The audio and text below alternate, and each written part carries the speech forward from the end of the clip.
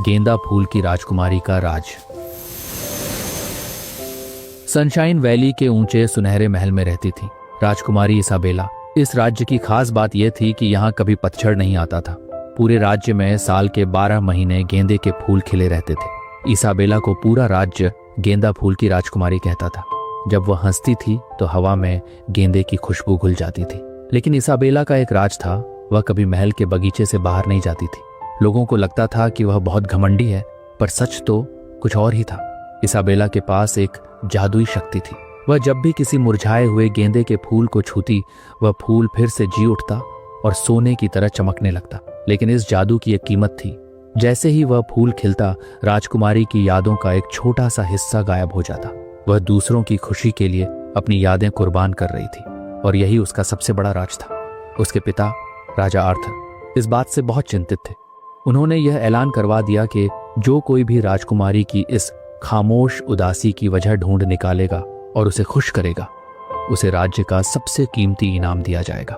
पड़ोसी राज्य silver mist से एक नौजवान राजकुमार आया जिसका नाम था लियाम। लियाम को महंगी चीजों का शौक नहीं था। उसे शौक था कहानियों और कुदरत का।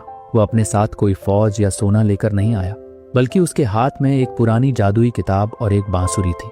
जब लियाम महल के बगीचे में पहुंचा तो उसने देखा कि इसाबेला एक कोने में बैठकर एक छोटे से पौधे को सहला रही थी। वह पौधा सूख चुका था। लियाम ने धीरे से अपनी बांसुरी निकाली और एक बहुत ही मधुर धुन बजानी शुरू की। धुन इतनी प्यारी थी कि बगीचे की तितलियां आकर उसके कंधों पर बैठ गईं। इसाबेला ने अपना सिर उठाया और लियाम की ओर देखा। इसाबेला ने धीरे से पूछा, तुम कौन हो और तुम्हारी धुन में इतनी शांति क्यों है? लियाम मुस्कुराया और बोला, मैं लियाम हूँ। मैंने सुना है कि यहाँ की राजकुमारी फूलों से बात करती है, तो मैंने सोचा क्यों ना मैं संगीत से इन फूलों को जगाने की कोशिश करूं। इसाबेला ने उदासी से कहा, संगीत कान को सुकून दे सकता है लियाम, पर यह जान नहीं फूंक सकता। देखो इस मुरझाए फूल को। उसने जैसे ही फूल को छुआ, वह खिल उठा। लेकिन अचानक इसाबेला की आंखों में एक पल के लिए शून्यता छा गई। वह भूल गई कि वह अभी क्या बात कर रही थी। लियाम ये देखकर हैरान रह गया। उसने समझ लिया कि यहाँ कुछ जादुई और रहस्यमयी घट रहा है। उसने राजकुमारी का हाथ पकड़ा और कहा, राजकुमारी, क्या आपने कभी इन दीवारों के बाहर की दुनिया देखी है? वहां गेंदे के अलावा और भी रंग है। इसाबेला ने सिर हिलाया। मेरे पिता कहते हैं कि अगर मैं बाहर गई तो सनशाइन वैली की चमक खत्म हो जाएगी। मेरा राज इस बगीचे की मिट्टी में दफन है। लियाम ने उसे एक पुरानी किताब दिखाई। उस किताब के पन्नों पर गेंदे के फूल का एक नक्शा बना था। नक्शा इशारा कर रहा था महल के पीछे वाली क्रिस्टल केव की ओर। किताब में लिखा था, जहां सूरज की पहली किरण गेंदे के दिल को छूती है, वहीं राजकुमारी के राज का अंत छिपा है। लियाम ने इसाबेला को मनाया कि वे रात के समय जब राजा सो रहे होंगे उस गुफा की खोज करेंगे। आधी रात को जब चांद पूरा खिला था, लियाम और इसाबेला छिपते छिपाते गुफा के पास पहुंचे। गुफा का प्रवेश द्वार गेंदे की बेलों से ढका हुआ था। जैसे ही इसाबेला करीब आई, बेलें खुद ब खुद हट गईं। अंदर का नजारा किसी सपने जैसा था। गुफा की छत से हीरे की तरह चमकते पत्थर लटके थे। गुफा के बीचों बीच एक बहुत बड़ा स्वर्ण गेंदा था, जो असल में शुद्ध सोने और रोशनी से बना था। इसाबेला जैसे ही उसके करीब गई, उस फूल से एक मधुर आवाज आई, इसाबेला, तुम अपनी यादें खो रही हो ताकि यह राज्य चमकता रहे। लेकिन क्या तुमने कभी सोचा है कि अगर तुम खुद को भूल गई तो इस रोशनी का क्या मोल रहेगा? तभी गुफा की दीवारें हिलने लगीं और एक सुनहरी रोशनी ने दोनों को घेर लिया। गुफा के कोने से एक जादुई परी प्रकट हुई जिसका नाम था सेलेस्टिया। सेलेस्टिया ने कहा, इसाबेला, तुम्हारा राज केवल तुम्हारी यादों तक सीमित नहीं है। तुम इस राज्य की रक्षक हो, लेकिन तुम्हारी असली ताकत त्याग में नहीं, बल्कि सच्चे प्यार और साझा जादू में है। इससे पहले कि सेलेस्टिया अपनी बात पूरी करती, गुफा में एक ठंडी हवा का झोंका आया और सुनहरा गेंदा काला पड़ने लगा। पूरे राज्य की रोशनी मध्यम होने लगी। सेलेस्टिया चिल्लाई, इसाबेला, कोई तुम्हारी शक्तियों को चुरा रहा है। महल में वापस जाओ, राजा खतरे में है। लियाम ने तलवार निकाली और इसाबेला का हाथ थाम लिया। उन्हें समझ नहीं आ रहा था कि महल में ऐसा कौन है जो इस जादुई खूबसूरती को खत्म करना चाहता है। क्या लियाम और इसाबेला महल पहुंचकर राजा को बचा पाएंगे? कौन है वह रहस्यमयी साया जो गेंदे के फूलों की रोशनी छीन रहा है? और क्या इसाबेला को उसकी खोई हुई यादें वापस मिलेंगी?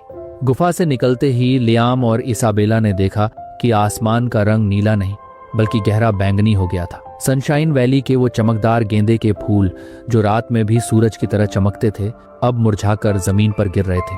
हवा में जो खुशबू थी उसकी जगह अब एक ठंडी और बेजान गंध ने ले ली थी। जल्दी चलो लियाम, मेरे पिता खतरे में हैं, इसाबेला चिल्लाई। उसकी आवाज में डर था, क्योंकि उसे महसूस हो रहा था कि जैसे जैसे फूल मुरझा रहे थे, उसकी खुद की ताकत और यादें धुंधली पड़ती जा रही थी। जब वे महल के मुख्य द्वार पर पहुंचे तो वहां का नजारा पूरी तरह बदल चुका था। पहरेदार अपनी जगह पर जमे हुए थे, जैसे वे पत्थर के बन गए हों। हर तरफ काली बेलें उग आई थीं, जिन्होंने सुनहरी दीवारों को जकड़ लिया था। महल के बड़े हॉल में राजा आर्थर अपने सिंहासन पर बेसुध बैठे थे। उनके सामने खड़ी थी लेडी मॉर्गना।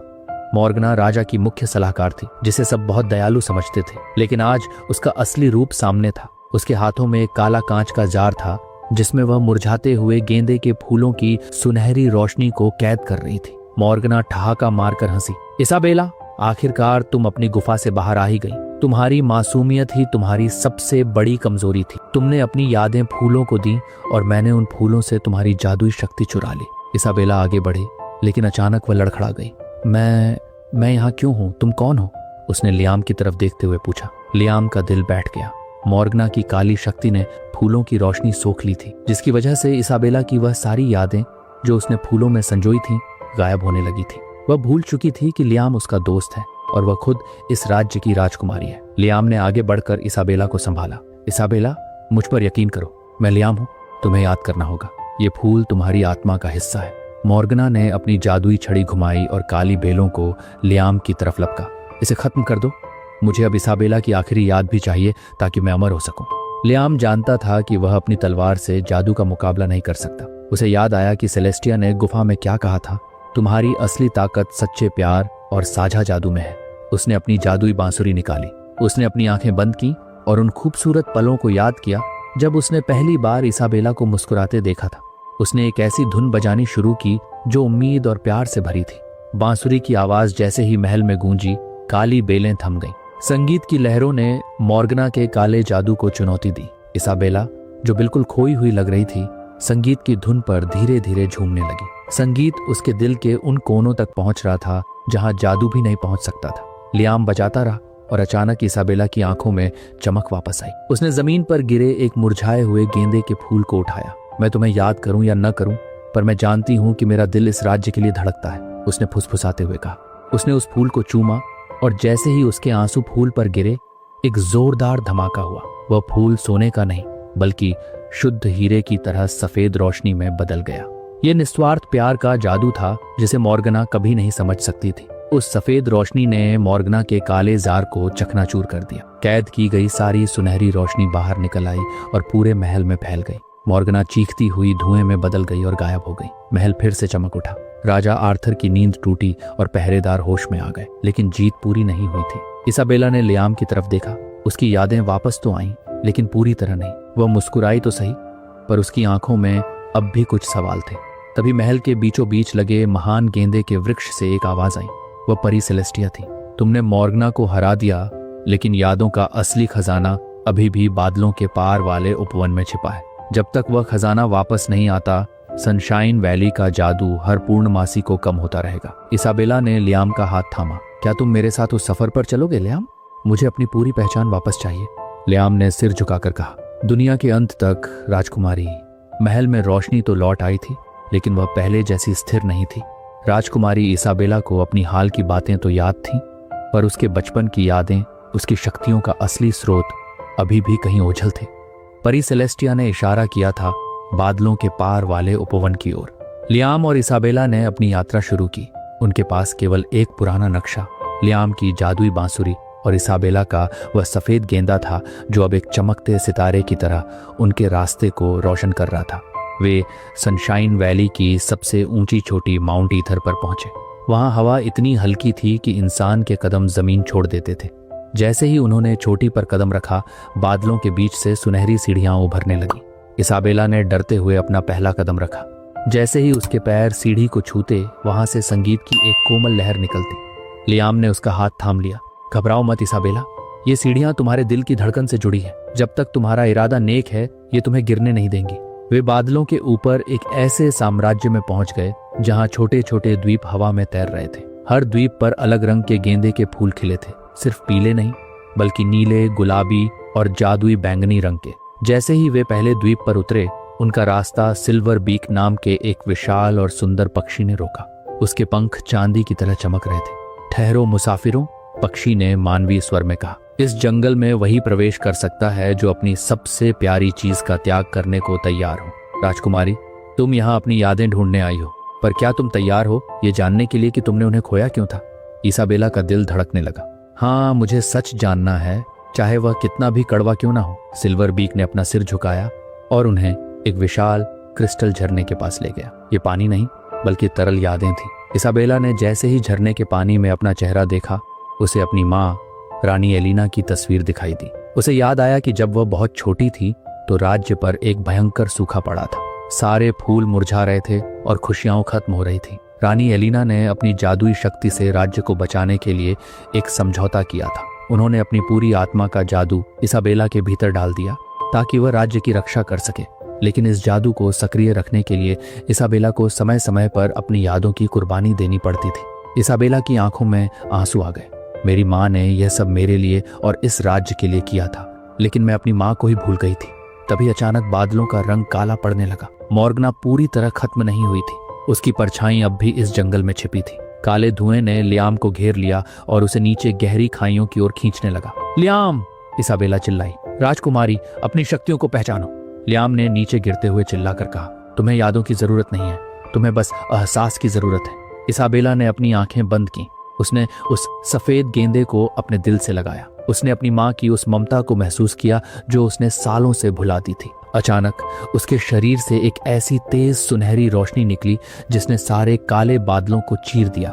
इसाबेला के पीछे दो विशाल सुनहरी पंख उग आए जो गेंदे की पंखुड़ियों जैसे दिख रहे थे। वह हवा में उड़ी और बिजली की रफ्तार से जाकर लियाम का हाथ पकड़ लिया। वे दोनों सुरक्षित रूप से जंगल के दिल में उतरे। वहां एक विशाल समय का पेड़ था। इसकी हर पत्ती एक याद थी। इसाबेला ने पेड़ को छुआ और हजारों पत्तियां उड़कर उसके चारों ओर घूमने लगी। वे पत्तियां उसकी त्वचा में समा गईं। उसके बचपन की हंसी, उसकी माँ की लोरी और उसके पिता के साथ बिताए गए वो सुनहरे दिन, सब कुछ एक पल में वापस आ गया। लेकिन तभी पेड़ के तने से एक रहस्यमयी आवाज आई। इसाबेला, तुमने अपनी यादें तो पाली, लेकिन अब तुम्हें एक आखिरी चुनाव करना होगा। या तो तुम हमेशा के लिए इस जादुई उपवन की रानी बनकर यहीं रह जाओ और अमर हो जाओ, या फिर अपनी जादुई शक्तियां त्याग कर एक साधारण इंसान की तरह लियाम के साथ नीचे अपनी दुनिया में लौट जाओ। इसाबेला ने लियाम की तरफ देखा, जिसकी आंखों में उसके लिए बेपनाह प्यार और सम्मान था। फिर उसने नीचे अपनी वैली की तरफ देखा जहां के लोग उसका इंतजार कर रहे थे। क्या इसाबेला अमृता को चुनेगी या अपने प्यार और अपनी प्रजा को? समय के पेड़ के सामने खड़ी इसाबेला के पास दो रास्ते थे। एक तरफ अमृता और जादुई शक्तियों का संसार था, जहां वह कभी बूढ़ी नहीं होती और हमेशा बादलों के ऊपर राज करती। दूसरी तरफ लियाम का साथ और वह सनशाइन वैली थी, जहां की मिट्टी में उसने बचपन बिताया था। लियाम खामोश था। वह नहीं चाहता था कि उसके प्यार की वजह से इसाबेला अपनी महान शक्तियों का त्याग करे। उसने धीरे से कहा, इसाबेला, तुम जो भी चुनोगी, मेरा दिल हमेशा तुम्हारे पास रहेगा, चाहे मैं नीचे वैली में रहूं या तुम्हारी यादों में। इसाबेला ने अपनी माँ रानी एलिना की उन यादों को महसूस किया जो अभी अभी उसके दिल में लौटी थी। उसे समझ आया कि उसकी माँ ने उसे शक्तियां इसलिए नहीं दी थी कि वह एक सुनहरे पिंजरे में कैद हो जाए, बल्कि इसलिए कि वह दुनिया में खुशियां बांट सके। उसने समय के पेड़ की ओर देखा और दृढ़ स्वर में कहा, अमृता वह नहीं जो अकेले जी जाए, असली अमृता वह है जो दूसरों की यादों में जिंदा रहे। मुझे जादू की जरूरत नहीं है, मुझे अपनों की जरूरत है। जैसे ही उसने ये शब्द कहे, उसके पीठ पर उगे सुनहरे पंख धीरे धीरे झड़कर गेंदे की पंखुड़ियों में बदलने लगे। उसकी जादुई चमक एक साधारण लेकिन बेहद खूबसूरत इंसानी चमक में बदल गई। उसने अपनी जादुई शक्तियां उस समय के पेड़ को वापस कर दी।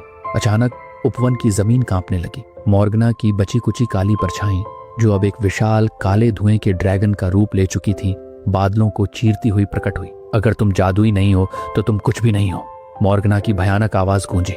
उसने इसाबेला की ओर आग का एक गोला फेंका।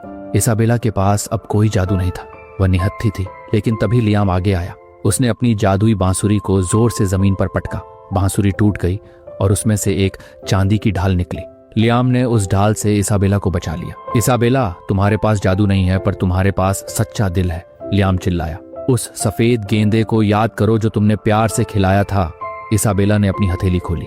वह छोटा सा हीरा जैसा सफेद गेंदा अभी भी उसके पास था। उसने उसे अपने दिल से लगाया और अपनी सारी भावनाओं, अपनी माँ के लिए प्यार, पिता के लिए फिक्र और लियाम के लिए अटूट विश्वास को उस फूल में डाल दिया। अचानक वह छोटा सा फूल एक विशाल सूर्य की तरह चमकने लगा। ये जादू किसी शक्ति से नहीं, बल्कि एक साधारण इंसान के असाधारण साहस से पैदा हुआ था। उस रोशनी ने अंधेरे के ड्रैगन को छुआ और देखते ही देखते मॉर्गना की काली छाया हमेशा हमेशा के लिए भाप बनकर उड़ गई। पूरा आकाश फिर से नीला और सुनहरा हो गया। हवा का एक झोंका आया और लियाम और इसाबेला को धीरे से नीचे सनशाइन वैली के मैदानों में ले आया। जैसे ही उनके पैर जमीन पर पड़े, पूरे राज्य में एक चमत्कार हुआ। हर घर की खिड़की पर, हर सड़क के किनारे और हर ऊंचे पहाड़ पर करोड़ों गेंदे के फूल एक साथ खिल उठे। लेकिन इस बार वे जादुई नहीं थे, वे असली थे, जिनकी खुशबू पूरे देश में फैल गई। राजा आर्थर दौड़ते हुए बाहर आए और अपनी बेटी को गले लगा लिया। पिताजी, मुझे सब याद आ गया, इसाबेला ने मुस्कुराते हुए कहा। उसकी यादें अब कभी नहीं जाने वाली थी। कुछ समय बाद सनशाइन वैली में एक भव्य उत्सव मनाया गया। राजकुमारी इसाबेला और राजकुमार लियाम की शादी हुई। लियाम ने अपनी टूटी हुई बांसुरी को महल के बगीचे में गाड़ दिया, जहां से एक नया संगीत का वृक्ष उगा, जिसकी पत्तियों से हवा चलने पर मधुर संगीत निकलता था। इसाबेला अब गेंदा फूल की राजकुमारी नहीं, बल्कि जनता की रानी कहलाती थी। उसने सिखाया कि दुनिया का सबसे बड़ा राज और सबसे बड़ी शक्ति कोई जादू नहीं, बल्कि सच्चा प्यार और निस्वार्थ सेवा है।